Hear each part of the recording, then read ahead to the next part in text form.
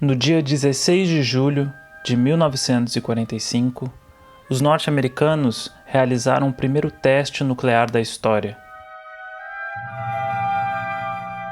Conduzido em total sigilo no deserto de Jornada del Muerto, no estado do Novo México, o teste recebeu o nome de Experiência Trinity.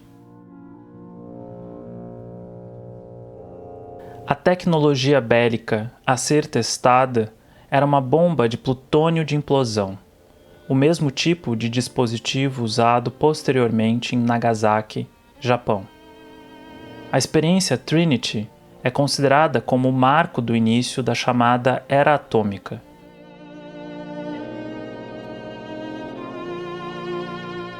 A origem do nome é atribuída ao diretor do laboratório, Robert Oppenheimer. Segundo ele, o termo Trinity seria uma referência à poesia do inglês John Donne.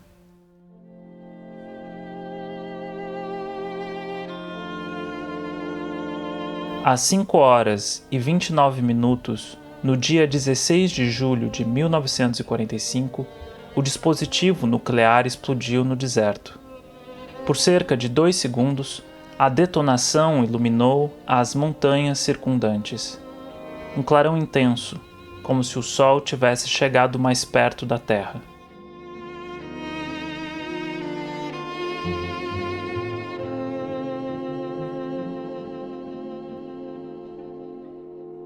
Em um relatório oficial, um general que participou do teste escreveu: "Todo o país foi iluminado por uma luz forte, com uma intensidade muitas vezes maior que a do sol do meio-dia. Uma luz dourada, roxa, violeta, cinza e azul. Iluminou cada pico, fenda e cume da cordilheira próxima, com uma claridade e beleza que não pode ser descrita, mas deve ser vista para ser imaginada." Um outro espectador, Ralph Smith, descreveu a explosão da seguinte forma: "Eu podia ver a bola de fogo começar como uma bolha enorme. A intensidade da luz caiu rapidamente, mas ainda estava incrivelmente brilhante. Tornou-se amarela, depois vermelha e em seguida um lindo roxo. No início tinha um caráter translúcido, mas logo mudou para uma aparência de fumaça branca tingida. A bola de fogo pareceu se erguer como um cogumelo." O som da onda de choque demorou 40 segundos para chegar aos observadores e foi sentida a mais de 160 quilômetros.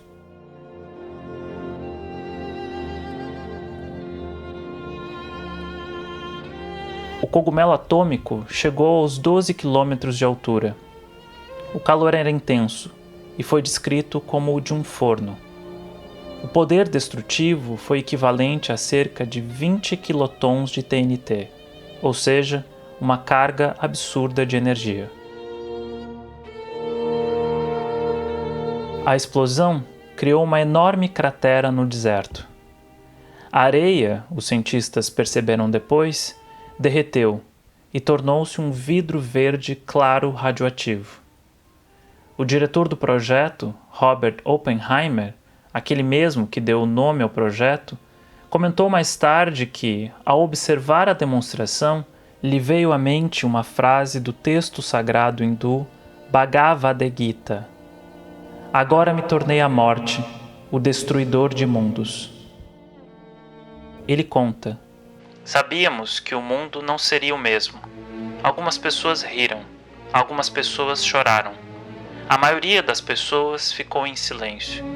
Lembrei-me da linha da escritura hindu, o Bhagavad Gita: Agora me tornei a morte, o destruidor de mundos. Suponho que todos nós pensamos assim, de uma forma ou de outra."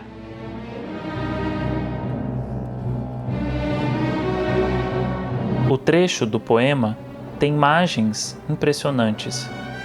Não parece por acaso a lembrança. Vejam só. Se o brilho de 1000 sóis explodissem no céu, isso seria como o esplendor do poderoso ser. Agora me tornei a morte, o destruidor de mundos.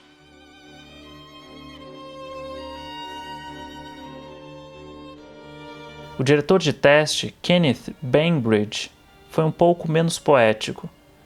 Depois de observar o teste no deserto, ele disse: "Agora somos todos filhos da puta."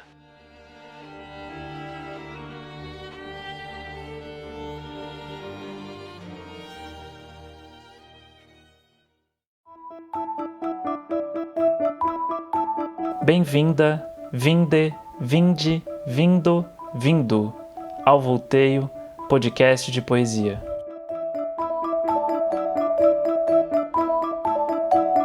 Fica a pergunta: por que um cientista recorreria a versos metafóricos para descrever a explosão de uma bomba? Por que não descrever esse experimento de forma científica? Por que não ser, como alguns gostam de dizer, objetivo?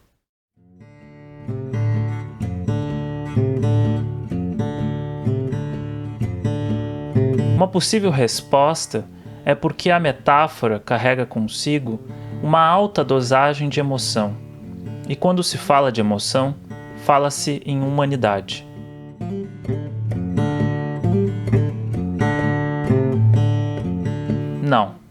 Não eram robôs testando uma bomba no deserto, mas indivíduos curiosos, cheios de medos, traumas, esperanças e arrogâncias. Eram, portanto, humanos. Se prestamos atenção, percebemos metáforas nos mais diferentes lugares, em piadas, em propagandas de TV, na política, nos cantos de estádio. E recorremos à metáfora porque precisamos dessas cápsulas de mistérios e ineditismos. A metáfora é a própria agilidade da língua, com a flexibilidade de um ninja, com a surpresa de um mágico.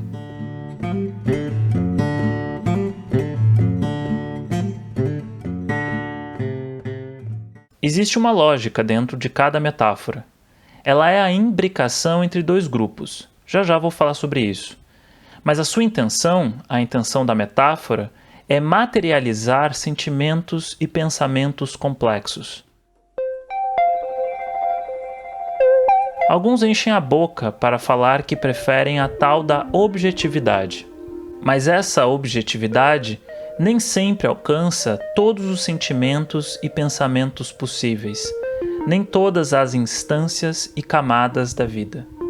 Se alcançasse, certamente os cientistas não precisariam evocar a poesia quando o bagulho fica tenso.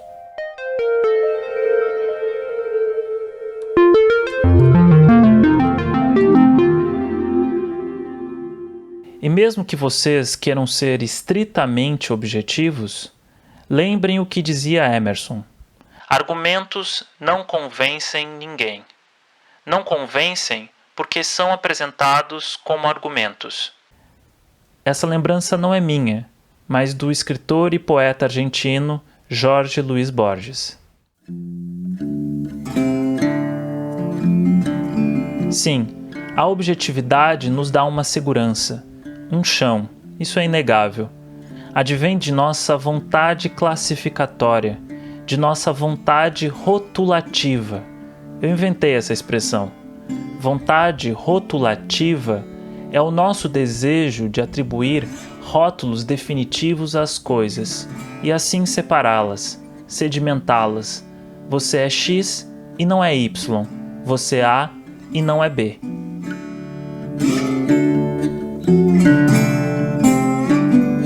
A poesia transcorre, bem ou mal, em meio a esse império da segurança e da objetividade. Um império que teme a possibilidade de que as coisas não sejam fixas, de que A seja também B, de que B seja também A. Um império que teme que 2 e 2 sejam 4 e também 5. Sim, a poesia corre clandestinamente dentro desse império, abrindo outros circuitos, encetando novos sentidos, funções e organizações. E ao fazer isso, desestabiliza, traz incertezas, perplexidades e dá, às vezes, muitas rasteiras nas supostas verdades.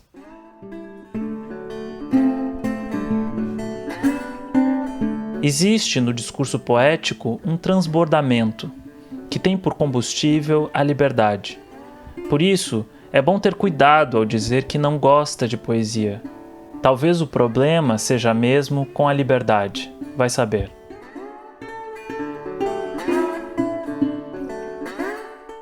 E é aqui, no espaço da liberdade, que a metáfora desempenha um papel primordial. Há duas formas de abordar a metáfora. A primeira é como uma figura da retórica. Nesse sentido, a metáfora é um processo linguístico, processo no qual ocorre uma espécie de comparação. Eu posso dizer: meu avô é como um leão. Aqui eu comparo o meu avô a um leão. Mas eu posso ser ainda mais sintético e condensar essa aproximação assim: meu avô é um leão.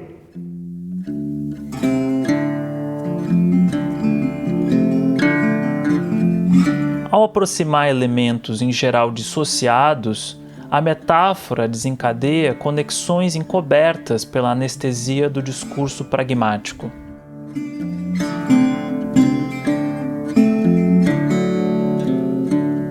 O interessante é que a metáfora, ao mesmo tempo, cria uma imbricação, mas também revela pontos de tensão e separação.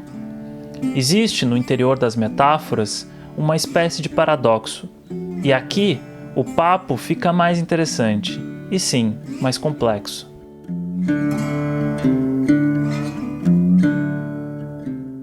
Isso porque em toda metáfora há um ponto de semelhança e diferença.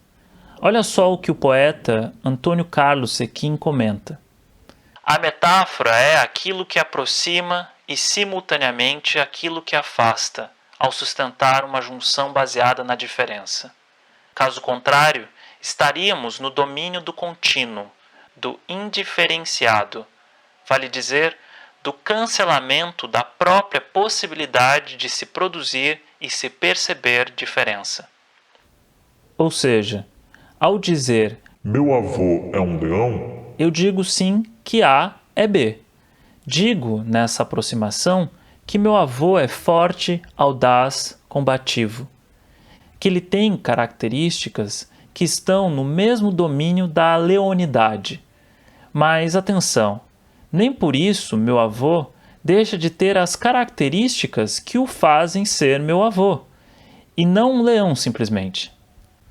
Nesse sentido que existe aproximação e afastamento. Se meu avô fosse apenas um leão, ele não seria meu avô. Seria apenas um leão, percebem?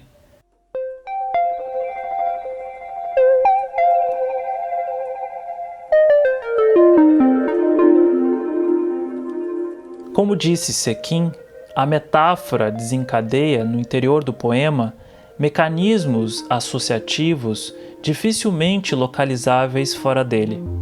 Dessa forma, sabota a expectativa de uma comunicabilidade tácita e harmônica, em prol da reverberação de zonas mais sombrias e conturbadas da linguagem.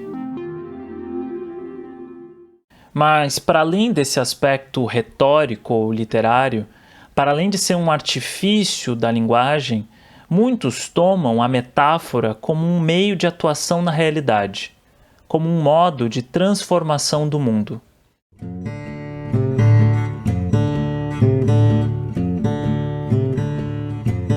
Como escreveu um teórico a respeito dos poetas surrealistas, a metáfora passa a ser uma necessidade profunda de escapar à ordem estabelecida. Em outras palavras, a metáfora desregula o modo previsível da linguagem, mas também do espaço do mundo, ou a tal objetividade. A metáfora é a perturbação da ordem, do bom senso. Por isso mesmo, ela abre possibilidades normalmente desprezadas pela linguagem diária, pragmática, mas também desprezadas pela ação humana. Não só porque abre espaço para o trânsito de restos, equívocos, lapsos e fraturas, mas também para imagens e sentidos que a linguagem do dia a dia parece não acessar. Isso explica porque o cientista Oppenheimer cita um poema e não um tratado de física ao ver aquela explosão.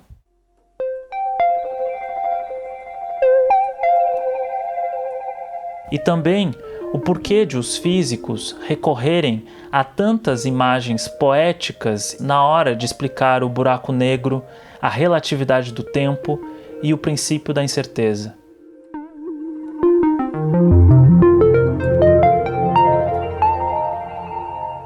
A poesia, e em especial o recurso da metáfora, parece abrir possibilidades de visão e percepção, de intercâmbios e conhecimento, e também possibilidades de ação.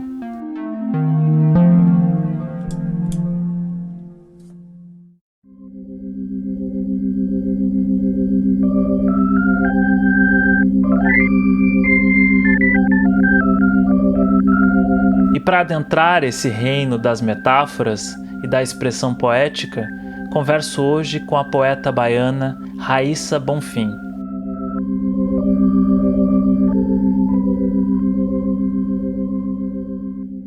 Acompanhando um pouco o seu trabalho, né, eu notei que o elemento água ele está presente direta e indiretamente, por exemplo, já nos títulos, né, no Maré Cavala e nos Sete Saltos para se afogar, né, porque não está dito, mas está ali, né, o elemento água. Eu queria saber se você poderia falar um pouco sobre a importância desse elemento, né, desse signo metafórico para o seu trabalho poético. A água ela é bem importante no meu fazer criativo. A consciência, né, desse elemento enquanto signo poético, como você bem nomeou, ela se deu através do impacto que me causou a personagem Ofélia, de Shakespeare, isso lá em 2011, que na verdade foi um impacto assim, eu já conhecia essa personagem, já conhecia a obra de Hamlet, né, já tinha lido e não tinha, né, vi Ofélia ali, achava legal, mas não me provocava, né, grandes movimentos, assim. E no momento que eu fui fazer um teste de teatro e uma das personagens, uma das possibilidades, né, para fazer o teste era encarnar umas falas de Ofélia. E naquele momento, quando eu me deparei com Ofélia, foi essa sensação desse impacto, assim, e que eu sinto que teve a ver com uma transformação que estava se sucedendo no meu modo de criar, no meu entendimento sobre mim mesma enquanto artista, né? E naquilo que depois eu fui entendendo que era eu chamei de poética da dissolução, por exemplo, no meu mestrado tinha essa relação entre a poética da água, a poética da loucura, e acabei nomeando de poética da dissolução, em que a água está ali, né, está ali junto, dissolvendo os contornos, dissolvendo certos limites. E eu acho que isso, assim, tem várias nuances, né, dessa presença da água na minha escrita, na minha poética performativa, enfim. Uma delas é eu sou de signo de água, eu sou peixes, com ascendente em escorpião e lua em câncer. Então, percebendo, né, assim, ao longo da vida que tinha um modo meu de ser, né, um modo de expressar, um modo de sentir coisas que poderia ser compreendido a partir de uma observação da água, né? Então, não à toa tinha essa coisa dos signos, dos orixás, né? Todo esse universo que me guiava, me rodeava, que eu tinha como fundamento, que estava ligado às águas. E eu acho que naquele momento, em 2011, foi a primeira vez que eu decidi, né? Essa é a melhor palavra, mas que eu comecei a assumir esse ser das águas, esse modo meio fluido, meio...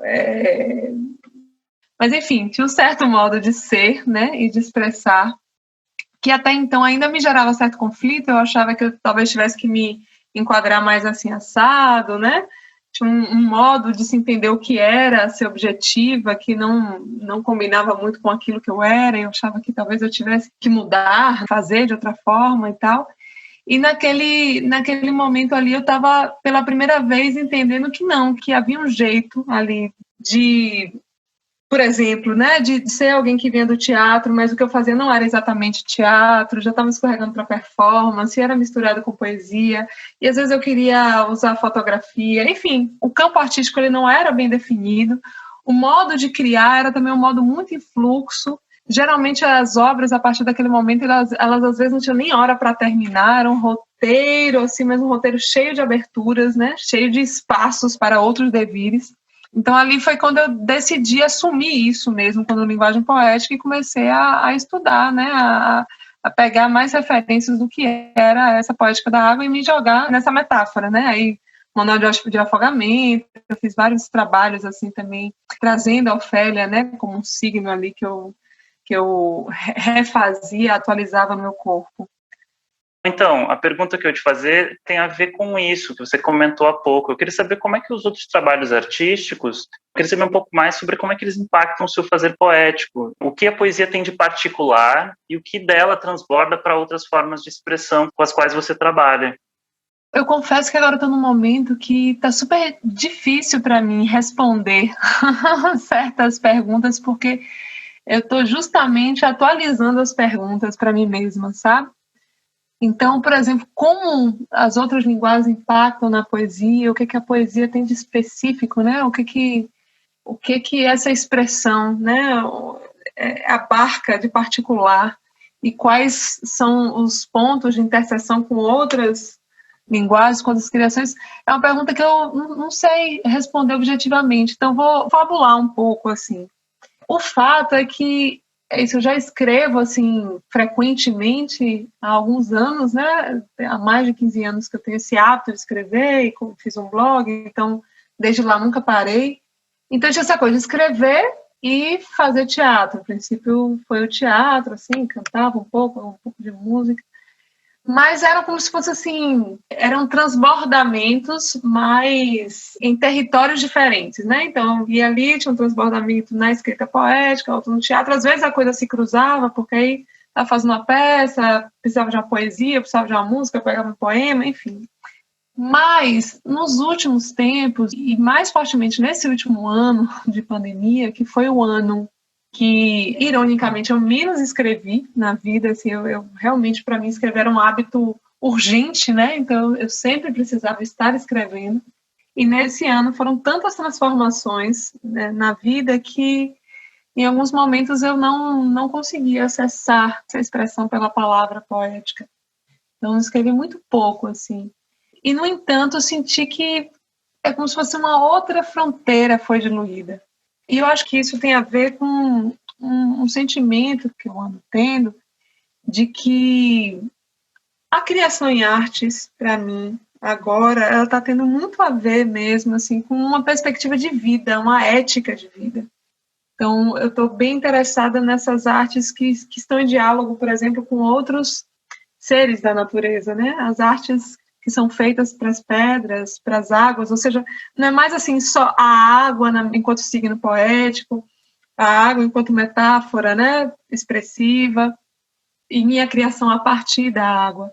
Agora eu sinto que, por exemplo, eu quero realmente criar para os rios, para o mar, num diálogo, assim, né, que eu tenho chamado desse circuito de reciprocidade, ou seja, tem me vindo, assim, né, não é nada novo, né, algo bem, essas sabedorias, esses modos ancestrais e que vigoram ainda, né, em várias comunidades perto de nós, né, baianos, brasileiros, que estamos na Bahia e brasileiros, e que eu acho que é isso, nesse sentido, assim, é como se agora para mim a arte ela realmente faz parte de uma perspectiva de vida que não está mais só no campo artístico, sabe, o campo artístico, eu enquanto profissional artista, eu estou percebendo o quanto a minha conexão, a minha comunicação com a vida, né, com seres visíveis, invisíveis, com seres humanos, animais, minerais, enfim, passa pela expressão artística.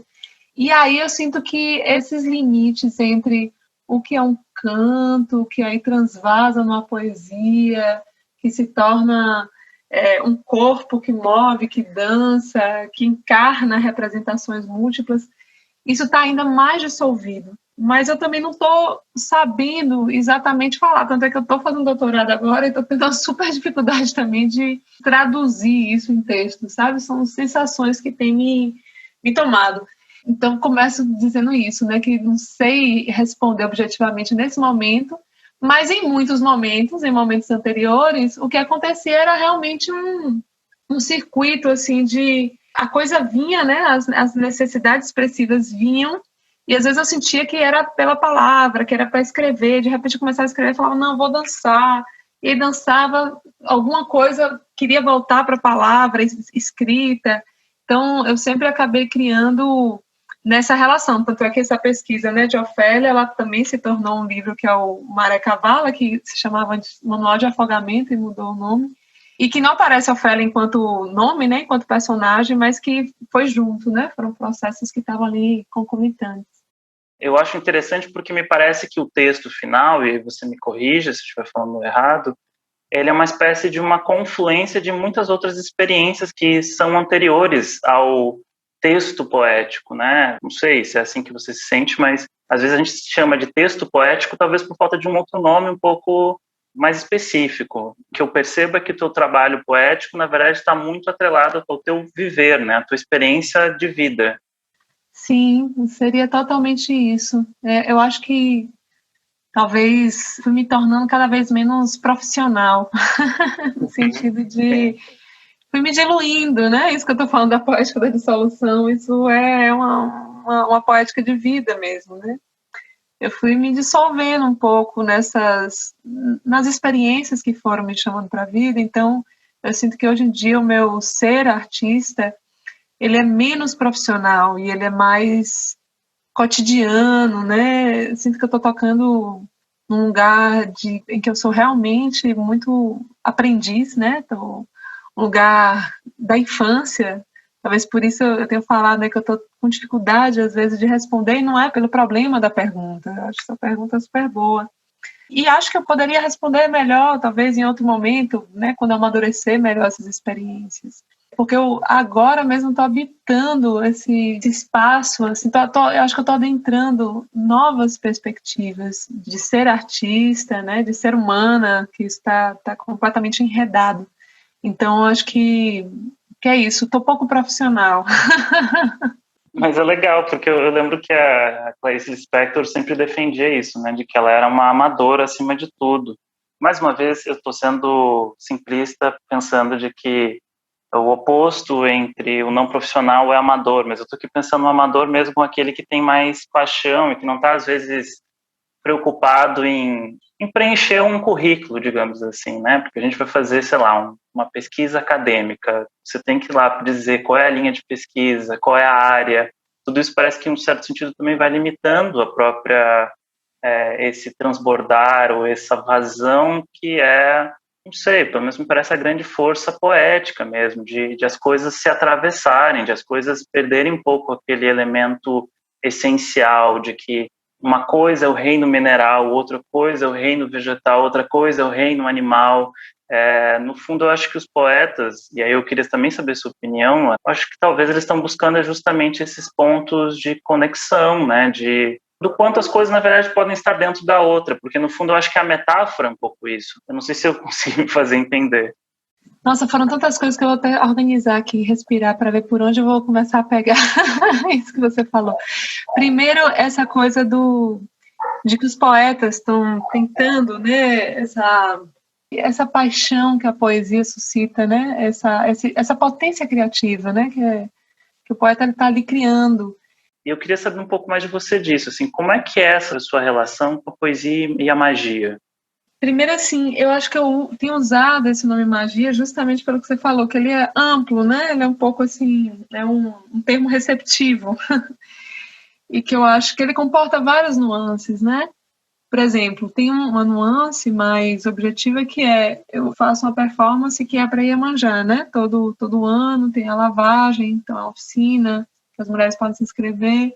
É um trabalho que foi criado, né, conduzido até aqui com a Olga Lamas, que é uma grande parceira.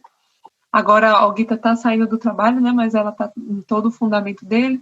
Mas é um trabalho justamente que é para criar uma performance oferenda, ou seja, que entende a arte, né, a arte performativa, performática, né, como um modo também de estabelecer uma comunicação com as forças invisíveis e um modo de fortalecer, de alçar a um patamar de força mesmo essas entidades invisíveis, no caso Iemanjá.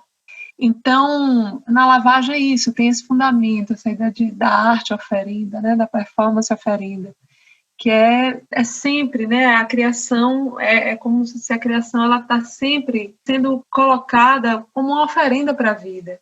E, no caso, para as forças que regulam a vida, né, Iemanjá como sendo uma dessas forças, um orixá.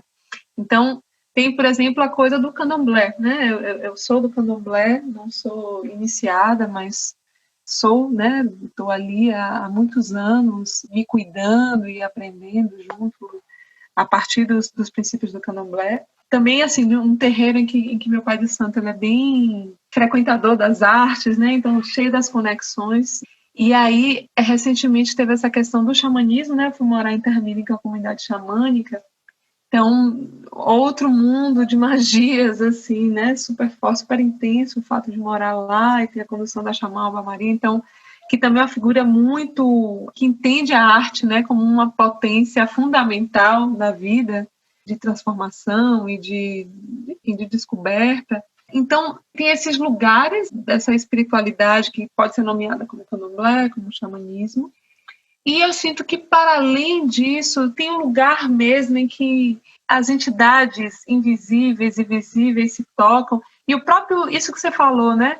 A própria relação de reencontro da água com uma pessoa, ou seja, de eu me reconhecer enquanto um corpo líquido, né? Isso biologicamente, inclusive, e reconhecer as forças das águas em mim, reconhecer a força de uma entidade das águas, como Iemanjá em mim, tudo isso abre, assim, espaços mágicos, né? A isso eu estou chamando de magia.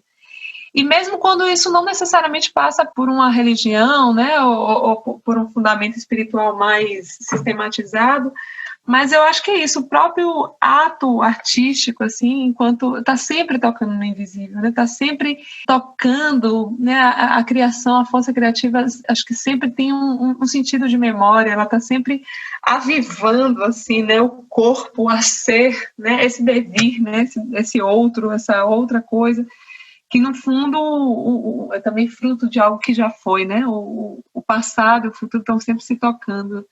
Então, por isso que eu tenho usado essa palavra magia, porque eu tenho criado muito nessa perspectiva, né?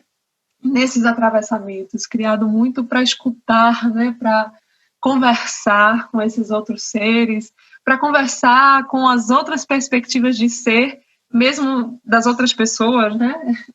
Então é meio assim. E agora, inclusive, que eu estou bem nessa... cada vez mais, né, movendo assim essas mágicas, né? Agora mesmo estou fazendo a iniciação que é na cabana da purificação, uma medicina super ancestral, e tudo me vem como perspectiva artística, como perspectiva criativa, sabe? Agora eu queria fazer uma última pergunta. Eu acho que tem um pouco a ver com o que a gente já estava conversando, mas no contexto atual. Como é que você concilia ou está equilibrando o fazer poético, esse mundo realmente de muita criação, de muita imprevisibilidade, com as resoluções práticas? Obviamente, considerando o contexto atual, o contexto de pandemia, de novas rotinas. Como é que está sendo para você esse contexto de agora mesmo? Olha, eu sinto que no momento agora, porque assim, primeiro que eu tive uma sorte mesmo de poder nesse momento estar fazendo um doutorado, estou com um trabalho, então estou com a fonte de renda, assim, né? Que não depende diretamente do meu ritmo criativo, né? Ou produtivo, porque eu também sou produtora, então muitas coisas, a maioria das coisas que eu fiz, eu produzo, então tem todo um tempo de trabalho nisso, né? E nesse momento eu estou tendo uma outra fonte de renda, assim. Mas percebo que está super difícil para mim, na verdade, dar conta de qualquer atividade mais burocrática. Não sei, essa palavra é um pouquinho, talvez, meio ofensiva, né? Mas é um momento assim que eu acho tão dramático, né, do mundo, que realmente eu só consigo assim ter um compromisso real com aquilo que tem alimentado a minha força de viver, sabe? Claro que é isso que eu falei, isso é uma sorte, um privilégio, né? Acho que talvez seja uma palavra mais apropriada, porque muitas pessoas, elas estão tendo, né, que fazer, correr atrás, porque senão não tem o que comer amanhã. No meu caso, como essa sobrevivência nesse momento está mais garantida, e essas fontes, né, de renda são por meio de coisas que me dão prazer, né? Então, esse trabalho que eu tenho é uma coisa também super que me estimula, né? Um trabalho sobre arte, saúde e tal.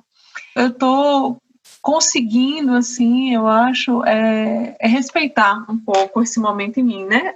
Não tanto quanto eu gostaria, confesso que tem coisas ainda, né? Reuniões, às vezes, e certos textos mais burocráticos e tabelas e tal. Eu estou tendo uma super dificuldade. E olha que eu sou até acostumada a ter que, né, todo dia fazer lá as coisas e tal. Mas percebo que se eu pudesse mesmo, assim, nesse momento eu investiria minha energia profundamente nessa coisa da criação artística, da criação mesmo, assim, sem passar por projetos, sem data, sabe? Junto com as outras coisas da vida cotidiana, né? Arrumar casa, cuidar da criança, brincar, educar, enfim, né? Eu tenho um filho pequeno, e, enfim, todos os cuidados, né? Com a vida, com os gatos, com os amigos, enfim, mesmo à distância. Mas sinto isso, que é um momento em que está mais forte para mim, assim, a falta de sentido completa de atender a certos compromissos que, no fundo, parecem pertencer a um sistema que está ruindo, né? Está ruindo completamente. Mais uma vez, eu não sei se eu me fiz entender, eu acho que hoje eu estou mesmo com um bichinho, assim.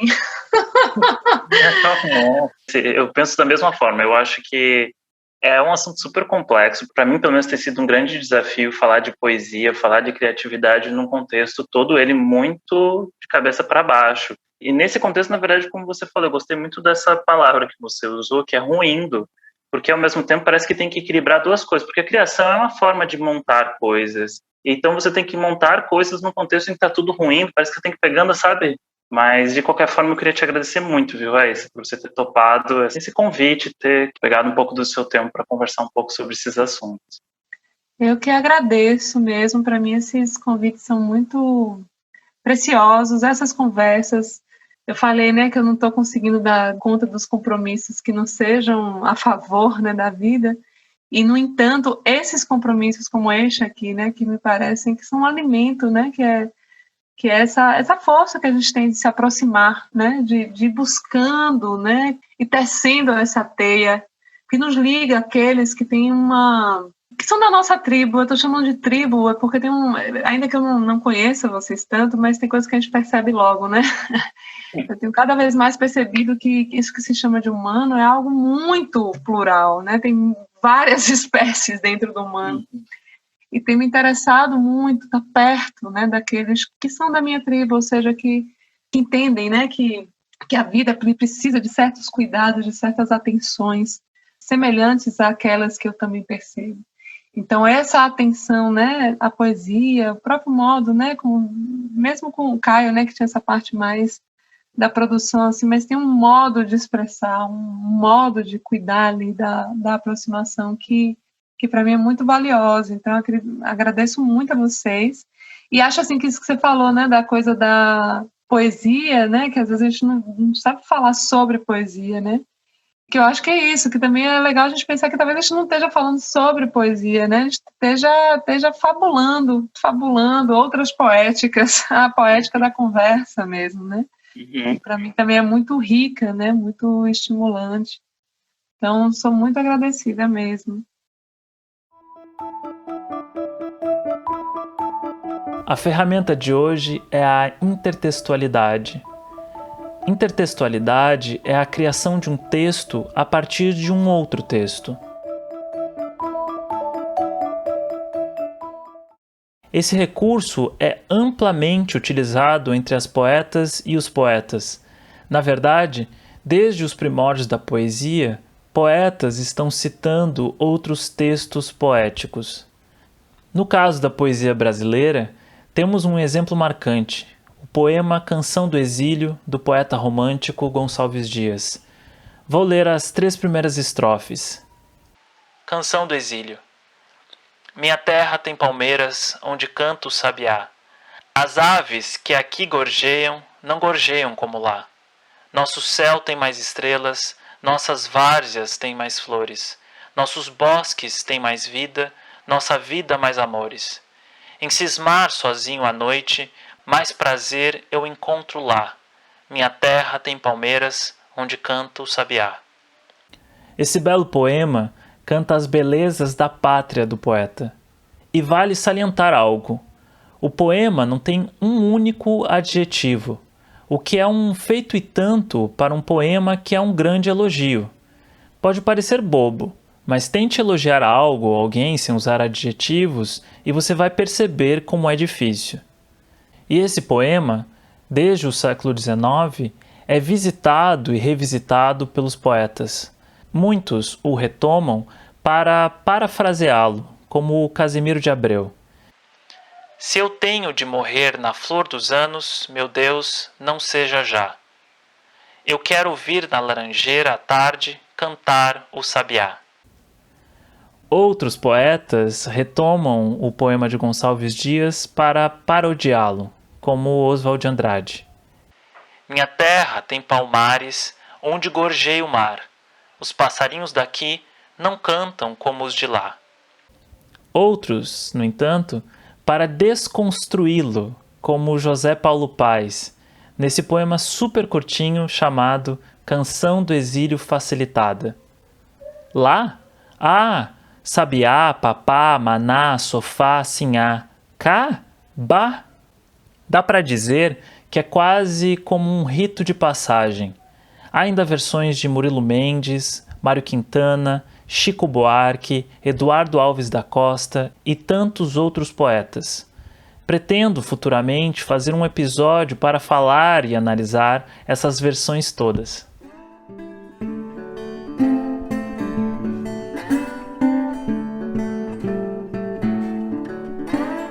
Chegamos ao último bloco. De quem é essa voz? As convidadas e convidados do Volteio recebem um dever de casa. Devem escolher um objeto que tenha algum sentido afetivo pessoal e compor um poema em primeira pessoa a partir do ponto de vista do objeto. A ideia é que vocês, ouvintes do Volteio, tentem adivinhar qual é o eu lírico do poema, ou seja, qual foi o objeto escolhido. Por isso o nome do bloco, De Quem é essa voz? Vamos ao poema. Quando você vier, eu estarei aqui, lhe dizendo sim, se achegue, aconchegue, me abrace, me amasse, derrame seu corpo em mim, solte seu peso que eu lhe recebo, amorteço sua queda, me acomodo entre suas pernas, lhe esquento, acalanto, lhe acolho, lhe envolvo, lhe dou meu conforto para você sonhar. Lembrando que a resposta será colocada segunda que vem nos stories do Volteio Podcast. Segue a gente no Twitter e no Instagram. Estamos como @Volteio Podcast.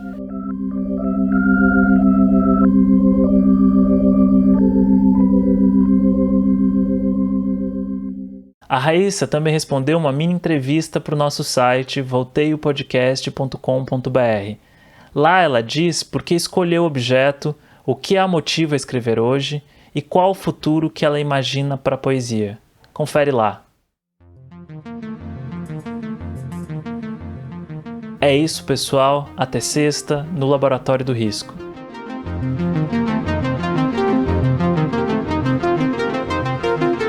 Roteiro, apresentação e pesquisa, Felipe Neiva dos Santos. Produção executiva, Caio Cruz. Assessoria de comunicação, Teste a Música. Edição de som e trilha sonora, Gerry Barbuda. Design, Mariana de Paula. Web Design, Edeli Gomes. Revisão, Copydesk e ilustração, Alan Santos.